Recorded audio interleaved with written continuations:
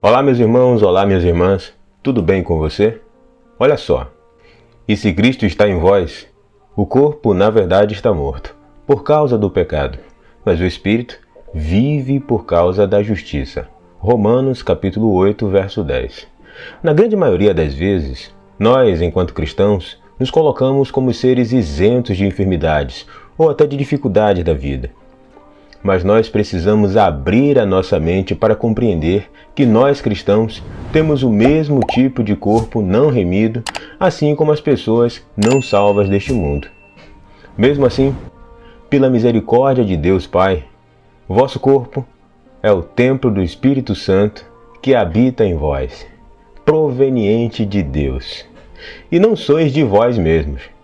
No entanto, ainda temos corpos mortais, condenados à morte, sujeitos a ferimentos, doenças, enfermidades, envelhecimento, porque sabemos que toda a criação geme e está juntamente com dores de parto até agora.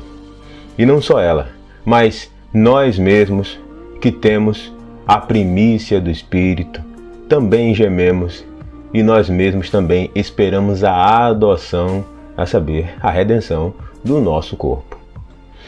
E se o Espírito daquele que dentre os mortos ressuscitou a Jesus habita em vós, aquele que dentre os mortos ressuscitou a Cristo também vivificará os vossos corpos mortais pelo seu Espírito que habita em vós. Porque convém que isto, que é corruptível, se revista da incorruptibilidade, e isto que é mortal se revista da imortalidade. Assim, esperamos um Salvador, o Senhor Jesus Cristo, que transformará o nosso corpo abatido para ser conforme o seu corpo glorioso. E com isso, meus irmãos, com isso, minhas irmãs, nós entendemos por que o amor de Cristo nos constrange, e Ele morreu por todos, para que os que vivam não vivam mais para si, mas para aquele que por Ele morreu e ressuscitou. Meus irmãos e minhas irmãs, a palavra constranger, que no texto original grego é synegeir, significa literalmente domínio, controle, compulsão. E isso explica para nós que a palavra constranger tem a função de forçar ou obrigar alguém a fazer algo por força moral ou força física.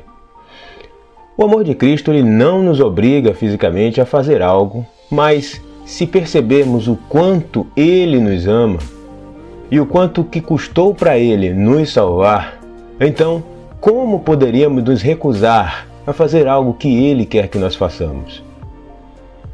Observe que no verso 14 de 2 Coríntios capítulo 5 está escrito: se o Senhor Jesus, morreu por todos, logo todos morreram. E isso significa que antes de sermos salvos, estávamos mortos em ofensas e pecados. Agora nós temos vida, nova vida em Cristo Jesus, porque o amor de Cristo o levou à cruz para morrer por nós. Então, o seu amor deveria nos constranger. Mas por que não constrange? Todos nós devemos conhecer uma peça chamada ímã. Geralmente nós encontramos na parte de trás dos falantes, que fica numa caixa de som. Esse ímã, ele tem como característica atrair o ferro, mas se você tiver um pedacinho de ímã e colocar 10 metros de distância dos pequenos pedacinhos de ferro, ele não vai atrair aqueles pedacinhos de ferro. Por quê? Porque eles estão muito longe, muito distante do ímã. Da mesma forma, meus irmãos, da mesma forma, minhas irmãs, na maioria das vezes, nós estamos tão longe espiritualmente do Senhor que não sentimos a força e a atração do seu amor como deveria, como naqueles pedacinhos de ímã. Meus irmãos e minhas irmãs, é fundamentalmente importante que venhamos reconhecer a necessidade de nos aproximarmos do Senhor, a fim de sermos envolvidos por esse tão grande e maravilhoso amor. E assim, declararemos ao mundo, a partir dos nossos atos e ações, que nós estamos mortos para Ele. E que agora nós vivemos unicamente para Cristo, que vive em nós.